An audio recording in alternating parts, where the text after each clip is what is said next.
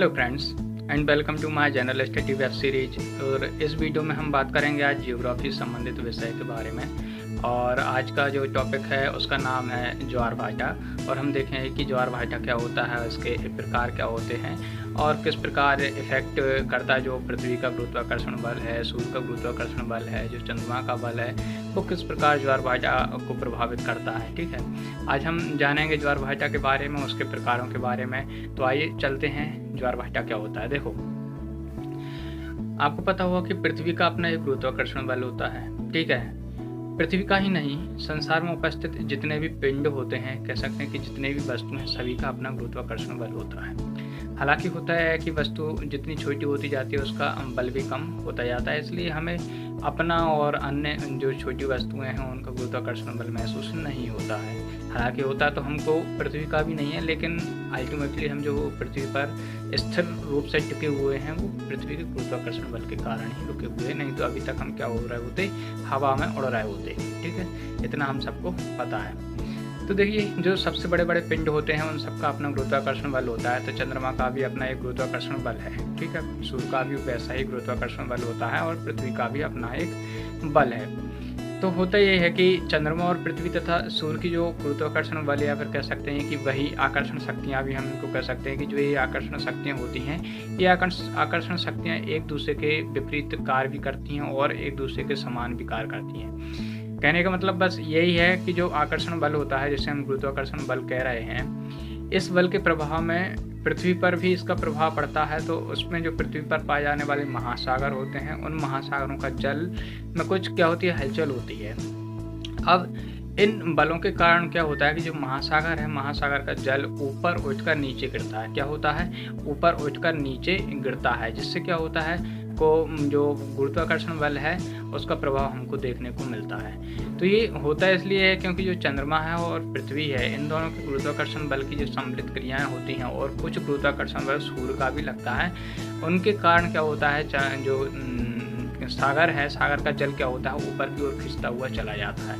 क्योंकि देखो, होता ये है कि फिर आप सोच रहे हो कि हम क्यों नहीं खिंचते हुए चले जाते हैं। तो बात यह है कि जो सागरीय जल होता है वो सतह पर होता है, वो पृथ्वी से कनेक्ट पूरी तरह से नहीं होता है। ठीक है, इसलिए क्या होता है कि उससे उस पर ज़्यादा से ज़्यादा बल लगता है, फोर्स लगता है। और चूँकि होता है कि सागरीय क्षेत्र बहुत खुला होता है, जिसके कारण वहाँ पर गुरुत्वाकर्षण बल जो होता है वो ज़्यादा महसूस किया जाता है।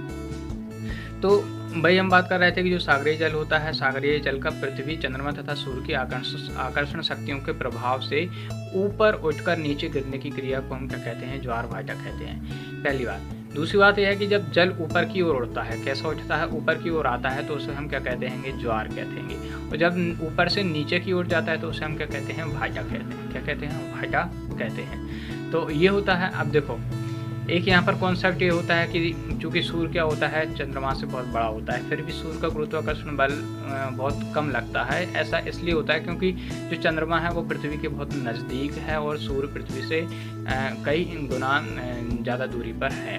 ठीक है, तो होता क्या है कि जो सूर्य का आकर्षण बल है वो चंद्रमा की तुलना में बहुत कम लगता है, इसलिए चंद्रमा की आकर्षण शक्ति तथा पृथ्वी की आकर्षण शक्ति के कारण ही ज़्यादातर क्या आते हैं, ज्वार भाटा आते हैं। अब हम चलते हैं कि जो ज्वार भाटा होते हैं उनके प्रकार के होते हैं। देखो, पहला ज्वार भाटा होता है दीर्घ ज्वार भाटा, दूसरा होता है लघु ज्वार भाटा।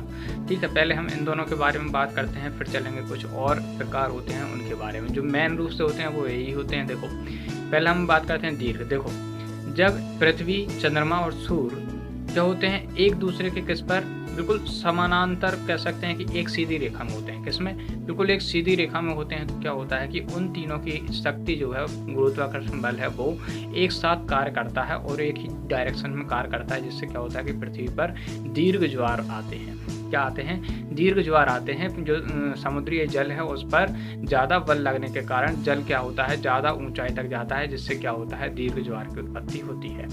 ठीक है, और ऐसा कब होता है, ऐसा जनरली होता है अमावस्या और पूर्णिमा के दिन या रात में। ठीक है, तो ये हमने देखा दीर्घ ज्वार कब आता है, जब सूर्य, चंद्रमा और पृथ्वी क्या होंगे, तीनों एक ही दिशा में होंगे, समानांतर होंगे, एक ही लाइन पर। ठीक है, अब हम चलते हैं जो लघु ज्वार है। लघु ज्वार किस स्थिति में उत्पन्न होगा। देखो, जब सूर्य, चंद्रमा और पृथ्वी एक दूसरे के समकोण पर हो। किस पर, जब सूर्य, चंद्रमा और पृथ्वी एक दूसरे के समकोण पर हो तो क्या आएगा, लघु ज्वार आएगा। और लघु ज्वार जनरली आता है सप्तमी अष्टमी को, ठीक है। कब आता है? सप्तमी अष्टमी को, और वो भी शुक्ल पक्ष की, ठीक है। शुक्ल पक्ष की सप्तमी अष्टमी को लघु ज्वार आता है, ठीक है। आ गया समझ में? देखो, लघु ज्वार आने का कारण यही होता है कि जब वो तीनों जो पृथ्वी, सूर्य, चंद्रमा है वो समकोण पर होते हैं, तो उनकी जो आकर्षण बल है, जिसे हम गुरुत्वाकर्षण बल कहते हैं, वो क्या होता है, एक दूसरे के विपरीत कार्य करता है, जिससे क्या होता है, लघु ज्वार आते हैं। ये दो मेन ज्वार थे। अब इनके ही आधार पर कुछ क्या होते हैं, अन्य ज्वार होते हैं, जैसे हम देखते हैं उपभू ज्वार और अपभू ज्वार। सिंपल सी, उपभू ज्वार, उप का मतलब होता है पास। जब चंद्रमा पृथ्वी के बहुत पास होता है, उसके कारण क्या होता है, गुरुत्वाकर्षण बल अधिक लगता है, जिससे क्या होता है, दीर्घ ज्वार आते हैं। उसी को हम क्या कहते हैं, उपभू ज्वार कहते हैं। चंद्रमा और पृथ्वी की इस स्थिति को हम पेरिजीवी कहते हैं। क्या कहते हैं? पेरिजीवी कहते हैं। इंग्लिश का पेरिजीवी का मतलब होता है पास में होना, ठीक है। और एक होता है अपोजी। जब चंद्रमा पृथ्वी से बहुत दूर होता है, तो उसके कारण क्या होता है, निम्न ज्वार आते हैं, जिससे हम क्या कहते हैं, अपोजी या फिर निम्न ज्वार की स्थिति कहते हैं। और ऐसा किस कारण होता है? वो होता है अपभू की स्थिति के कारण। किस कारण? अपभू की स्थिति के कारण। जो हमने पिछले पढ़ा है, उपभू, उपभू, उप का मतलब होता है पास में होना, और अपभू मतलब होता है दूर में होना, ठीक है। तो ये हमने दो ज्वार के बारे में और देखा। पहले देखा दीर्घ और लघु। वही दीर्घ और लघु के दूसरे रूप होते हैं, वो होते हैं अपभू और उपभू, ठीक है। तो ये हमने देखे ज्वार के बारे में और उनके प्रकार कितने होते हैं। वीडियो को बस यहीं ख़त्म करते हैं। वीडियो देखने के लिए धन्यवाद। सब्सक्राइब तथा लाइक ज़रूर कर लें।